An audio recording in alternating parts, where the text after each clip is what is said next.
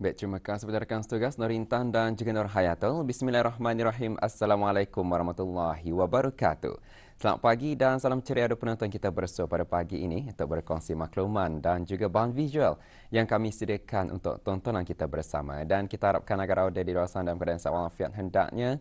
Dan kita pasti beberapa kawasan di beberapa kawasan pada ketika ini mengalami keadaan yang selesai yang mana pergerakan kenderaan ataupun kita boleh katakan keadaan lalu lintas agak perlahan pada ketika ini. Jadi kita harapkan agar pengguna jalan raya untuk tingkatkan kewaspadaan dan kesabaran habis kita dan kita bersamalah menjaga keselamatan di jalan raya. Dan ada saya kongsikan satu makluman terlebih dahulu di sini.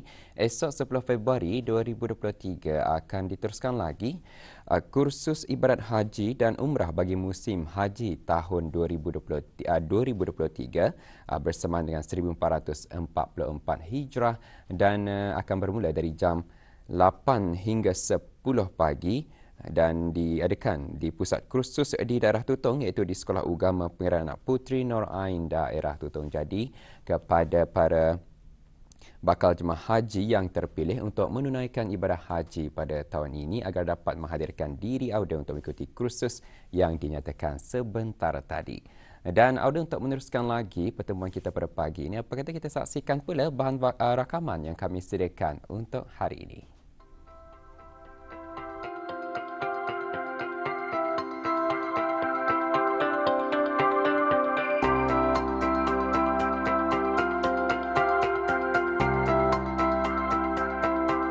Sering dikatakan sektor pertanian menjadi salah satu penyumbang penting kepada pertumbuhan ekonomi negara.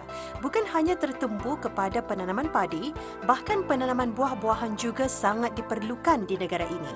Sektor ini amat penting, bukan sahaja kerana ia dapat membantu menjana pertumbuhan ekonomi negara, malahan memberi peluang pekerjaan kepada rakyat negara ini.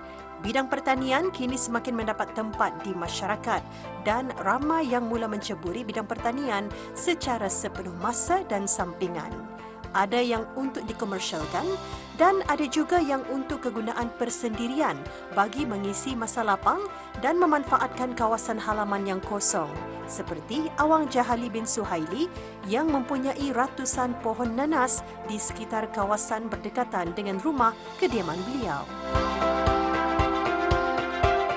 Di sini terdapat lebih kurang 350 pohon nanas terbahagi kepada dua jenis. Satu jenis ialah seperti yang kita lihat di sini adalah nanas madu kristal 2.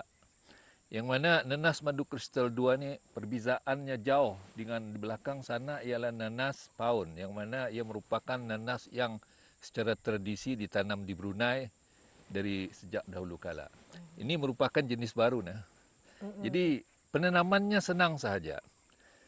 Kita buat lubang.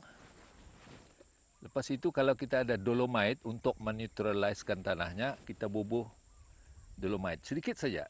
Sebab kemungkinan tanah itu masam, jadi kita kurangkan kemasamannya, bubuh dolomite, baru kita tanam.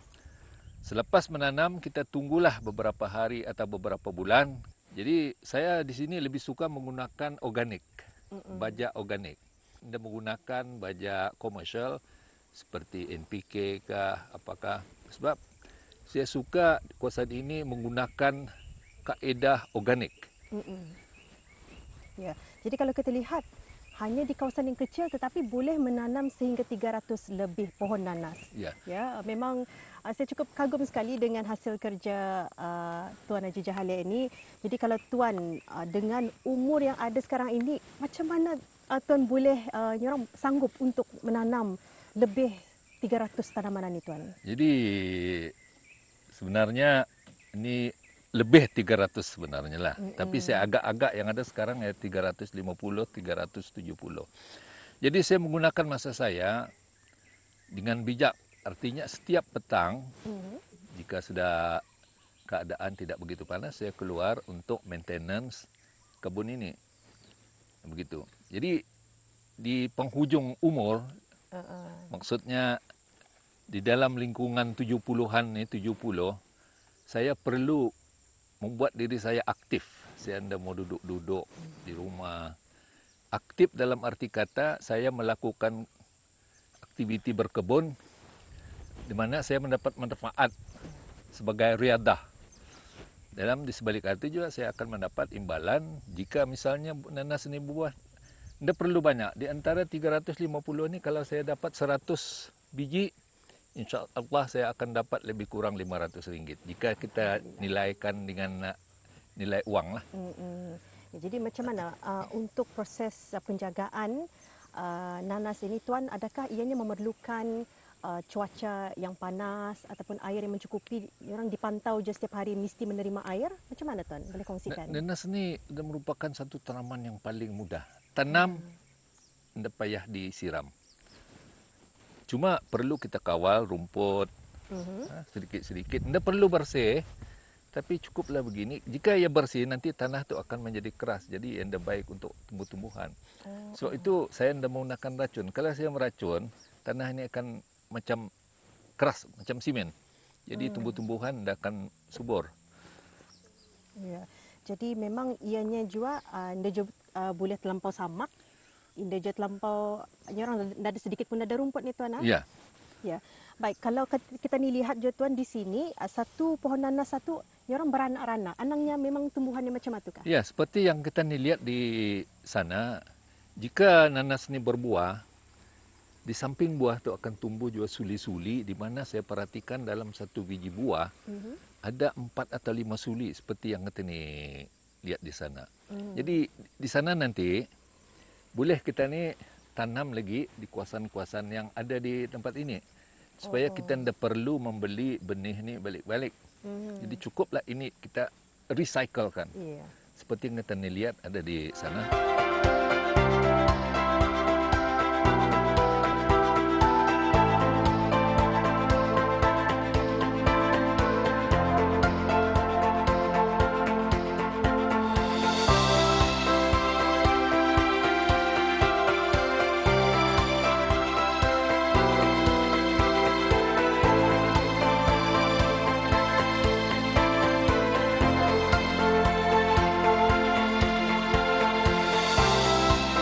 Walaupun dilihat kawasan tidak begitu luas, tetapi sebenarnya tanaman nanas ini sudah mencapai ratusan pohon.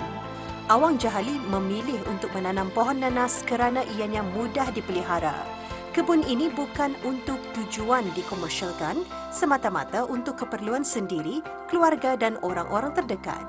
Dan yang utama juga adalah untuk mengisi masa setelah bersara.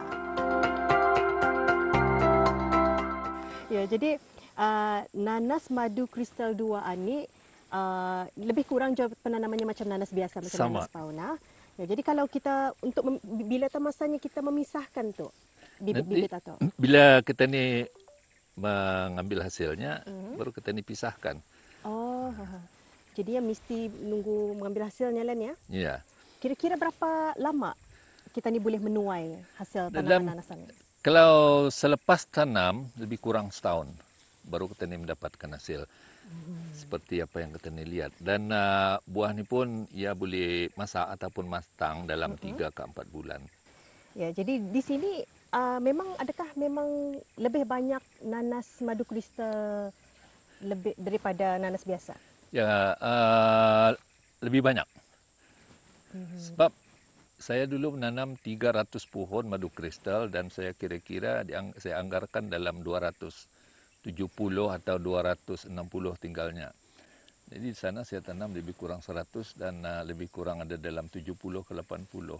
Jadi untuk akhirnya, Tuan, mungkin ada harapan besar Tuan juga dengan adanya kebun nanas Tuan hasilkan dan kata-kata semangat juga kepada generasi masa kini untuk berkecimpung dalam bidang pertanian cucuk tanaman itu, Tuan. Ya. Umur janganlah kita ni jadikan sebagai penghalang kita ni berusaha.